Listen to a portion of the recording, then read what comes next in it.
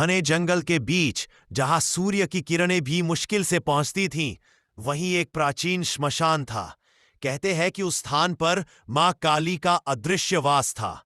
रात के समय वहां भयंकर निस्तब्धता रहती, पर साधकों के लिए वही स्थान सबसे पवित्र माना जाता था। इसी श्मशान में एक अघोरी रहता था, अघोरी भैरवनाथ। उसकी आंखों में अद्भुत तेज था, शरीर पर भस्म लिपटी हुई और जटाएं उसके कंधों पर बहती थी। वह वर्षों से मां काली की साधना कर रहा था, परंतु उसे अभी तक दर्शन नहीं मिले थे। पहली रात साधना की शुरुआत पूर्णिमा की रात थी। आकाश में बादल गरज रहे थे, हवा तेज थी और दूर कहीं तंत्र मंत्र की हल्की ध्वनि सुनाई दे रही थी।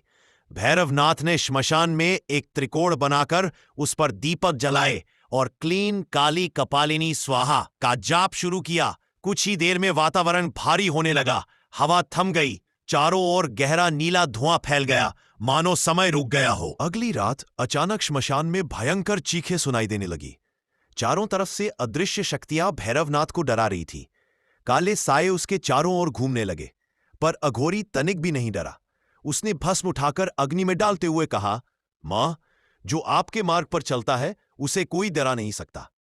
तभी एक तेज आंधी चली और साए गायब हो गए। यह मां काली द्वारा साधक की परीक्षा थी। तीसरी रात सबसे कठिन थी। वज्रपात हो रहा था, तेज बारिश, और श्मशान की चिता की राख उड़कर हवा में भर चुकी थी। भैरवनाथ ध्यान में बैठा ही था कि अचानक उसके सामने एक भीषण पर विशाल रूप प्रकट हुआ। लाल आंखें, गले में खोपड़ियों की माला, हाथों में तलवार और चारों तरफ रक्तम आभा। भैरवनाथ समझ गया, मां काली स्वयं प्रकट हुई हैं। वह उनके चरणों में गिर पड़ा। मां काली का वरदान, मां काली का स्वर आकाश में गूंज उठा, वत्स भैरवनाथ, तूने भय को जीत लिया है। साधना का मार्ग तभी खुलता है जब साधक अपने भीतर के अंधकार को जला दे। मां तुझे अचल शक्ति, अदृश्य संरक्षण और समाधि स्थिर मन का वर देती है।